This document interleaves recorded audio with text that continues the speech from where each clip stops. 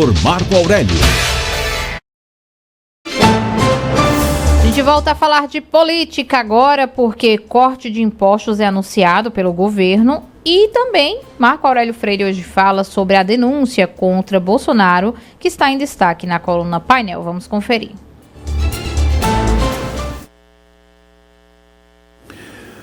Bom dia a todos da Rádio Cidade. Hoje temos duas notícias, uma com relação a Lula e outra a Bolsonaro. Vamos começar pelo Lula. Olha só, o governo federal fez o anúncio do corte do imposto de importação para 9 produtos da cesta básica, entre eles açúcar, café, também milho e carnes. Agora, é uma notícia positiva? É. E o que se espera? Se espera com essa notícia que o Brasil começa a importar mais, como não vai haver aí nenhum imposto sobre a importação, pode entrar no mercado brasileiro produtos mais baratos e, consequentemente, os produtores nacionais vão ter que começar a ajustar um pouco os preços. E aí, lá no supermercado, na gôndola do supermercado, cada um de nós íamos sentir, né, um preço mais justo ou, pelo menos, menos caro. Essa é a ideia. Agora, uma notícia boa não quer dizer que ela seja feita e comunicada da melhor forma possível. E é sobre isso que a gente tem que pensar. Vejam, essa medida é claro que é uma medida para diminuir o problema da popularidade do Lula. E nós temos até estudos que indicam isso. Desde o primeiro dia de governo, 1 de janeiro de 2023, que o governo Lula vem perdendo popularidade em 2 polos. Tanto com relação à ação governamental, o próprio governo federal em si, quando as pessoas são perguntadas se o governo é bom, ruim, péssimo, enfim, regular, o regular vai aumentando e o péssimo e ruim também, desde 1 de janeiro de 2023. Mas há outra questão também nessas mesmas pesquisas. Elas também avaliam a popularidade pessoal do Lula, que também vem caindo a índices que nunca antes foram vistos, pelo menos nos seus últimos 2 mandatos.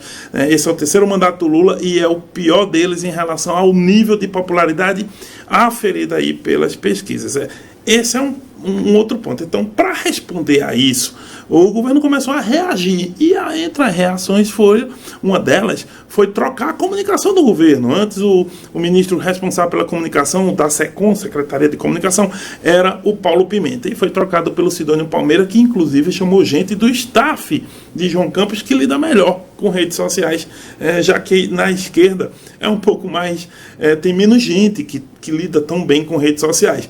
Bem, essa foi uma medida. Agora, não tem marqueteiro do mundo que melhore qualquer coisa que o próprio governo, né, dificulte esse processo. Por que dificulta? Olha, ontem esse anúncio que eu falei de zerar os impostos da cesta básica, supostamente um anúncio para melhorar a popularidade do governo, foi feito de forma muito difícil, muito atabalhoada mesmo, porque o vice-presidente Alckmin, quando foi perguntado pelos jornalistas como que seria, o impacto financeiro dessa medida, não sabiam dizer, né? Além do mais, a reunião foi feita meio que às pressas, chamaram aí os jornalistas para cobrir aqueles que ficam lá no Palácio Planalto, enfim, em torno do poder, para cobrir, e foi meio que de última hora.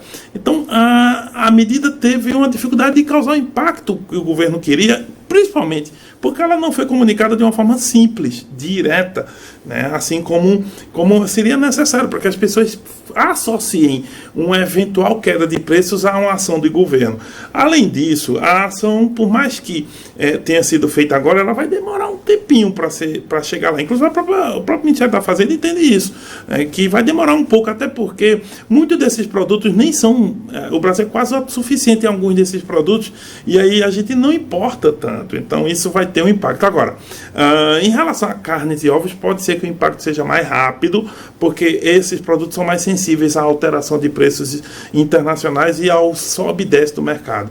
Bem, a aposta do governo é que vai melhorar lá onde dói, que é no bolso da população, e consequentemente isso daria aí um fôlego ao governo, mas se vai conseguir, a conferir.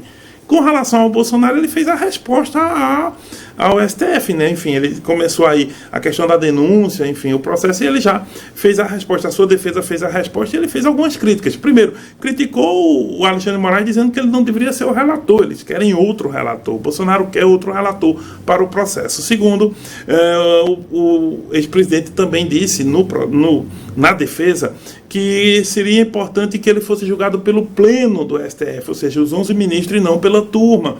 É uma turma de 5 ministros e não os 11. Isso foi outro pedido importante. Além disso, negou todas as acusações e que disse que a defesa não está sendo respeitada em seus prazos. Olha, a batalha jurídica apenas começou e nós vemos aí o Lula e o Bolsonaro, cada um deles com dificuldades, um na política e o outro na justiça. Bem, eu volto amanhã com mais comentários, se Deus quiser. Muito obrigado, professor. E, Laís, essa é uma questão que o governo considera bem sensível, mas que talvez não traga o resultado esperado. A Folha de São Paulo publicou agora há pouco uma matéria trazendo os desafios que o Brasil enfrenta do ponto de vista da infraestrutura e da energia e que isso pode trazer impacto. Não adianta você zerar o imposto sobre importação se você tem, por exemplo, dificuldade de logística no transporte das mercadorias. No Brasil, faltam caminhões, o preço do frete já subiu até 40% em relação ao ano passado, porque subiu o diesel. E para se ter uma ideia, até uma empresa pernambucana contratada pela Conab para fazer transporte de milho pediu a suspensão do serviço por 45 dias porque não consegue encontrar caminhão em preço compatível com o que foi contratado. Quer dizer, ela recebe um valor e pelo preço do frete, se ela fizer a contratação dos caminhões, ela vai pagar para trabalhar.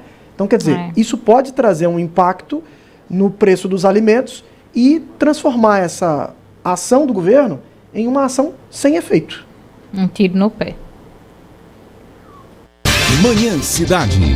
Painel com o professor Marco Aurélio. Manhã Cidade. Enquete. Gente, hoje nós estamos perguntando, né? A Cidade FM quer saber. Você faz alguma penitência na quaresma? A gente quer saber pelo WhatsApp e também nas ruas, né, Vitor? Isso, Patriota Júnior conversou aí com o público e vai trazer pra gente essas informações. Será que o pessoal tem alguma penitência, Patriota? Pois é, gente, de volta aqui ao Manhã Cidade. Esse período da quaresma é muito importante, né, para os cristãos católicos. Muitos aproveitam esses 40 dias para fazerem algumas penitências, como por exemplo o jejum de alguns alimentos, jejum de atividades, exercitarem aí, né, a caridade, reforçarem as orações. Por isso a gente está aqui hoje no bairro São Francisco para saber, né, o que as pessoas costumam fazer nesse período da quaresma. Dona Ivonete, bom dia, bem-vinda à Cidade FM. Como é que a senhora leva esse período da quaresma? A senhora faz algum jejum, alguma penitência? Faço, meu filho. É que eu, como diz o ditado, é comer um bacalhauzinho, um peixe. E passei a Semana Santa todinha trabalhando na minha barraquinha ali na Avenida São José, eu e ela. Ela já tem quase 80 anos e eu 71 anos, né? E graças a Deus tudo de bom. A quaresma é um período de preparação, né? Para Semana Santa, para Páscoa. Qual a importância desse período para vocês católicos?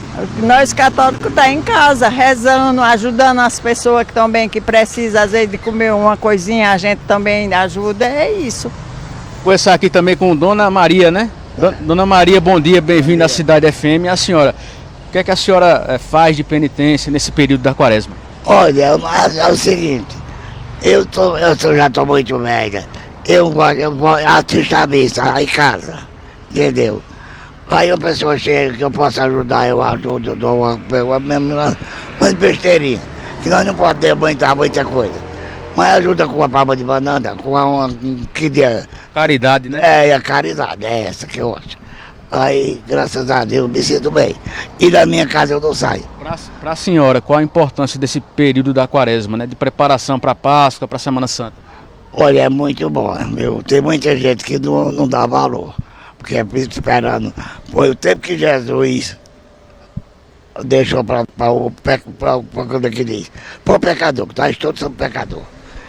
Aí Jesus deixou para cada um de nós se arrepender dos fracassos. Obrigado, viu, Dona Maria, pela participação aqui com a gente. Bom dia para vocês. Eu volto com vocês no estúdio.